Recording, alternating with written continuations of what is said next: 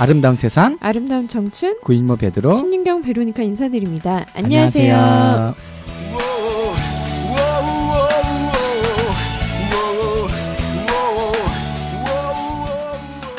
안녕하세요 청취자 여러분, 어떻게 또 한 주일 동안 잘 지내셨습니까? 네. 저희가 다시 또 돌아왔습니다. 네. 네, 요즘에 아침에 출근하면서 참 봄이 이제 또 성큼성큼 다가왔다는 것을 많이 느끼고 있는데요. 네. 어떻게 여러분들 봄맞이는 잘하고 계신지 궁금합니다. 네, 저도 봄이 오는 것 같아서 좀 마음이 많이 싱숭생숭해지는 것 같아요. 봄의 여자시네요. 네, 네. 봄은 여자의 계절이라고 하잖아요. 네. 네. 근데 요 며칠 전에 엄청 바람이 또 많이 불어가지고요. 좀 무섭긴 하더라고요. 네, 갑자기 또 생뚱맞게. 그쵸, 베란다가 막 네. 다 부서질 정도로. 네. 네, 그래도 이렇게 힘겹게 다가오는 봄이 마음을 좀 가볍고 즐겁게 해주는 것 같습니다.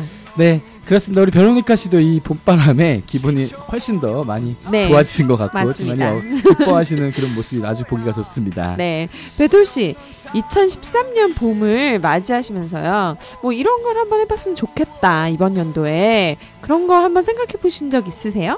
뭐 저는 뭐 지금까지 잘하고 있기 때문에 아, 네. 농담이고요. 좀 겸손하게.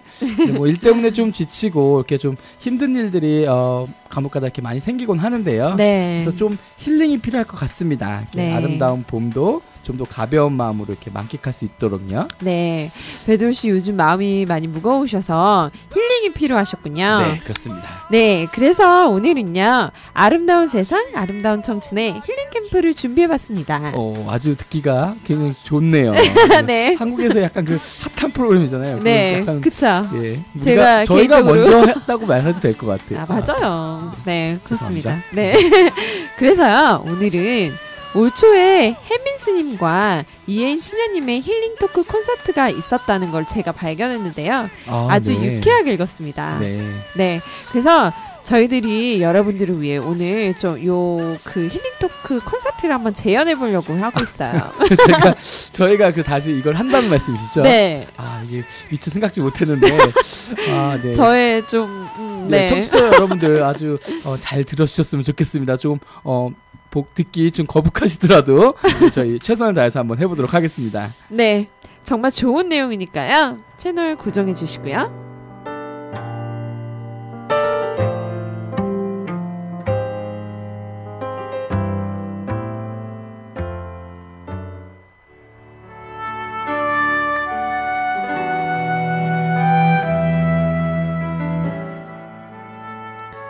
혜민수님, 멈추면 비로소 보이는 것들이라는 책으로 베스트셀러 자리를 굳건히 하고 계신데 스님에게 글은 어떤 의미인가요?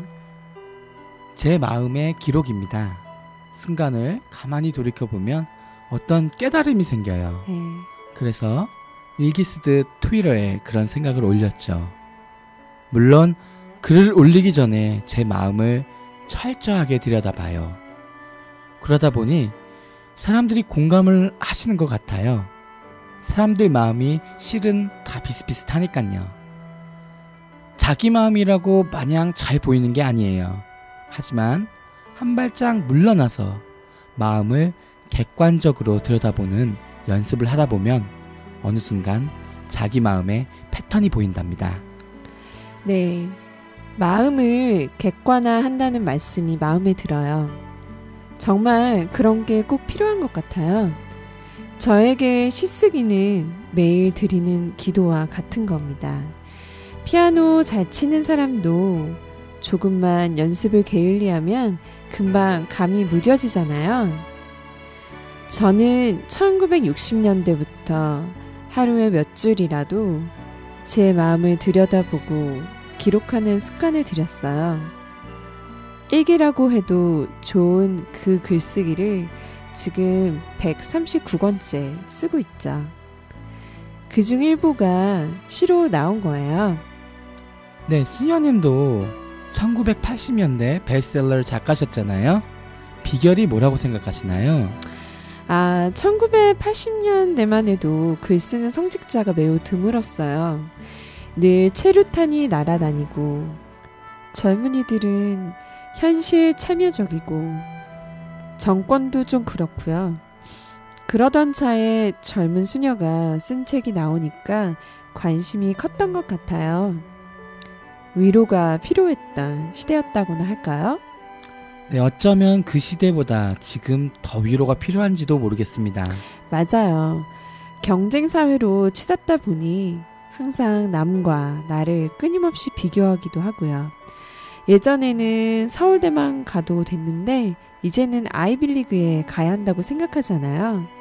세상이 이렇다 보니 자살을 생각하는 사람도 많은 것 같습니다.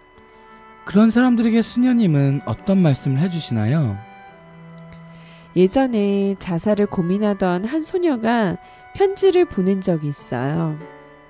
부모님이 다 돌아가셔서 그 뒤를 따라가고 싶다며 이런저런 푸념을 늘어놨더군요. 그때 제가 보낸 답장은 자살하겠다고 결심한 그 용기로 죽을 힘을 다해 부모 목까지 살아야 한다는 거였어요. 그러고 연락이 끊겼는데 그 소녀가 며칠 전에 찾아왔어요. 그때 진심 어린 위로의 말 한마디가 마음을 바꿔놨다면서요. 그 이후로 이를 악물고 살게 되었고 결혼해서 행복하게 잘 살고 있다고 고맙다고 하더라고요. 뭉클했습니다. 살다 보면 어려운 때를 만나는데 그 순간에는 영원할 것 같은 그 숨막힘을 느낄 때가 있지요. 하지만 이 또한 지나간다는 사실을 잊지 않았으면 좋겠습니다. 맞습니다. 잠시 멈춰 있으면 그 순간 고통이 지나가고 비로소 보이는 것들이 있죠. 스님의 책 멈추면 비로소 보이는 것들 제목처럼요. 그런데 멈춤의 진리를 공감하지 못하는 사람도 있습니다. 네, 안 그래도 학생들이 막 자주 묻곤 합니다. 스님은 왜 자꾸 멈추라고 하느냐고요. 네.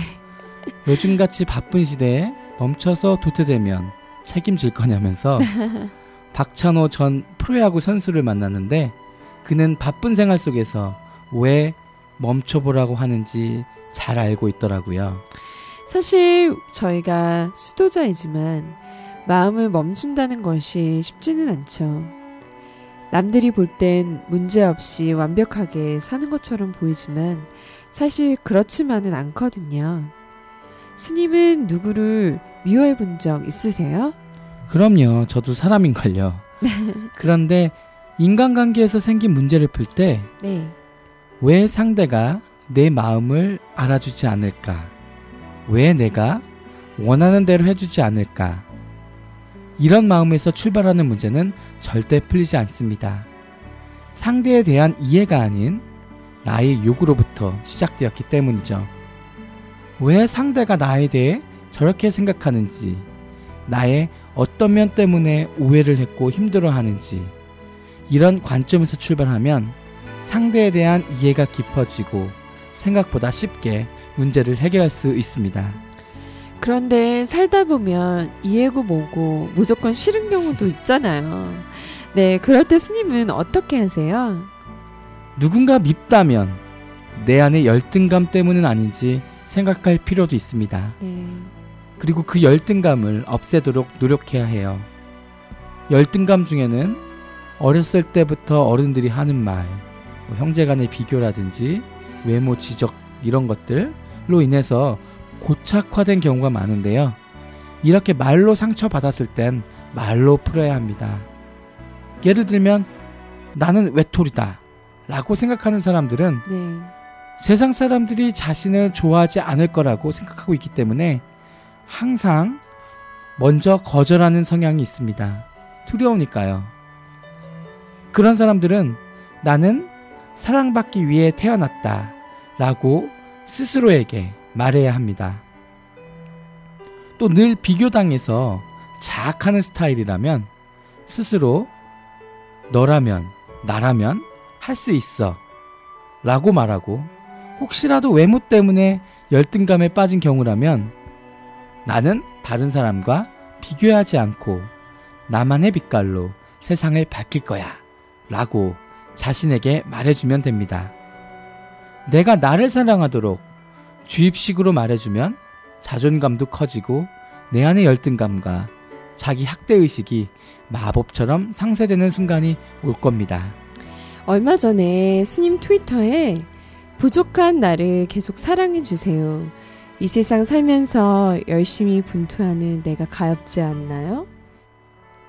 친구는 위로해주면서 왜 스스로에게는 함부로 대하나요? 자신을 사랑해주세요 라고 쓴 글을 봤는데요. 꼭 저에게 하는 말 같았습니다. 우리는 남들에게 사랑하고 베풀라고 하는데 정작 나 자신은 돌보고 살았는지 되돌아보게 되더군요.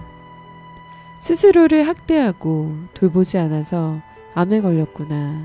그런 생각도 하게 되더라고요. 네, 사실 트위터에 올리는 글은 제 자신에게 하는 말이기도 합니다. 네. 마음 관리가 잘 되지 않을 때 글을 쓰게 되거든요. 암초록 수녀님께서 제 글에서 힘을 얻었다고 하시니 기분은 참 좋네요. 네, 수녀님께서는 암투병의 고통을 지금 어떻게 이겨내고 계시는지 또 궁금하네요. 솔직히 하루도 죽음을 생각하지 않은 날은 없습니다. 가까운 지인들이 암으로 세상을 떠나기도 했고요. 그런 죽음을 생각하면 많이 두렵죠. 하지만 제 어머니께서 돌아가신 후로는 죽음이 두려움보다는 친근함으로 다가오더라고요. 그래서 지금은 죽어도 괜찮다는 마음을 가지게 되었어요. 나중에 죽음을 당해봐야 알겠지만 어쨌든 지금은 굉장히 평온해요. 스스로도 굉장히 놀라고 있고요. 내가 이렇게 명랑하게 투병할 줄은 저도 몰랐습니다. 네, 수녀님 전혀 환자 같지 않으세요. 네. 너무나 맑고 천진난만한 소녀 같으십니다. 실은 아무리 아파도 다른 사람 앞에서는 꽃과 같은 표정을 보여주자는 목표를 세웠어요. 혼자 있을 때 아파서 울더라도 말이죠. 이왕 내게 온 암, 미워하기보다는 같이 가자. 내 세포들아, 내가 잘 돌봐주지 못해서 미안하다 하고 다독이면서 잘해보자고 다짐했습니다. 그렇게 하루를 보낸 후 또 하루를 살았네 하다 보니 4년 동안 견디게 된 것 같습니다. 세상에 대한 울림이 매우 큽니다. 희망을 주시기도 하고요. 그런가요? 실제로 저는 투병 중인 요즘 오히려 평소 느끼지 못했던 사소한 행복을 느끼곤 합니다. 수많은 독자들과 팬들이 보내오는 진심 어린 손편지가 정말 큰 힘이 되거든요. 그들이 있기 때문에 제가 밝고 명랑하게 투병 생활을 할 수 있는 것 같습니다. 도중 하차했더라면 차마 느끼지 못했을 수도 생활의 큰 보람을 제대로 또 느끼고 있습니다. 네, 수녀님 시에는 또 유독 꽃에 대한 글들이 많이 등장하는데요. 뭐 특별한 이유가 있나요? 제가 꽃을 좋아하는 건 숨쉬기만큼이나 자연스러운 일이에요. 어릴 적 납북된 아버지와의 마지막 추억이 함께 꽃밭을 가꾸던 거였거든요. 몇 해 전 돌아가신 어머니도 항상 꽃잎을 붙여 편지를 보내셨어요. 여름엔 치자꽃, 가을엔 코스모스, 겨울엔 장미를 붙이셨어요. 저도 10여 년 전부터 독자들께 사인할 때 항상 꽃 그림을 그려요. 왜냐하면 꽃 한 송이가 믿음과 소망, 사랑과 행복을 말할 수 있거든요. 그러고 보니 수녀님은 코스모스를 닮으신 것 같아요. 코스모스의 꽃말은 소녀의 순정이라고 합니다. 소녀 같은 풋풋함과 맑은 영혼을 늘 간직하셨으면 좋겠어요. 오랫동안요. 감사합니다.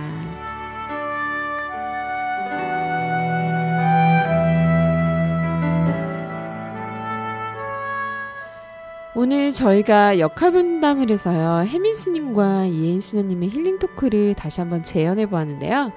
베드로 씨 오늘 어떠셨나요? 네, 예, 제가 오늘 예상치 못했던 네. 그런 코너여가지고 이벤트여서 좀 당황스럽긴 했는데요. 뭐 어쨌든 혜민 스님의 목소리를 제가 상상해서 한번 내보고 그분의 말씀을 대신 제가 여러분들께 말해서 그랬던지 좀 한결 저도 마음이 가벼워지고 많이 힐링된 것 같은 기분입니다. 네, 저도 베드로 씨 말씀대로요. 이예수님의 아름다운 말을 제가 대신해서 해보니 많이 치유된 그런 기분입니다. 네. 네, 전 혜민수님 말씀 중에 남들에게 쉽게 상처받을 땐 제 안에 많이 상처들이 있기 때문이라고 기도하고 나 자신을 치유하려고 노력해야 한다고 하신 말씀이 굉장히 마음에 와닿았어요. 네. 사실 미워하던 친구들 용서하고 싶으나 잘 안 되었던 것들이 많다는 걸 제가 발견했거든요. 네, 그렇습니다. 사실 우리 주위에 있는 누군가를 용서하고 또 미워하는 마음을 없앤다는 것이 참 말처럼 쉽지는 않은 것 같습니다. 네. 하지만 우리가 그리스도인으로서 네. 주님께 의탁하고 또 은총과 함께 우리의 상처들을 치유한다면 남도 용서할 수 있을 것 같습니다. 네, 또 저희가 아무리 힘든 순간에도 주님을 의지한다면 행복할 수 있다는 것. 이혜수녀님의 말씀을 통해 잘 들으셨겠죠? 네, 주님께서 허락하신 삶을 주님 안에서 의지하고 사랑한다면 이 세상 누구보다도 행복할 수 있다는 걸요. 여러분들도 매번 느끼시는 거겠지만 참 이혜인 수녀님은 언제 들어도 이 수녀님 말씀은 참 너무 아름답고 또 소녀다우신 것 같습니다. 주님의 향기를 가득 안고 계셔서 그런 거겠죠. 네, 저도 이혜인 수녀님처럼 코스모스 하려고요. 네. 네, 여러분도 우리 이혜인 수녀님과 또 베로니카 씨처럼 코스모스와 같은 소녀 같은 풋풋하고 맑은 영혼을 간직하시길 빌겠습니다. 네, 저희는 또 시간이 다 되어서 이제 물러나 보도록 하겠습니다. 네, 여러분들 한 주간 동안 또 건강하시고요. 가벼운 마음과 함께 봄을 만끽하시길 기도드릴게요. 그럼 여러분 다음 주에 또 만나요.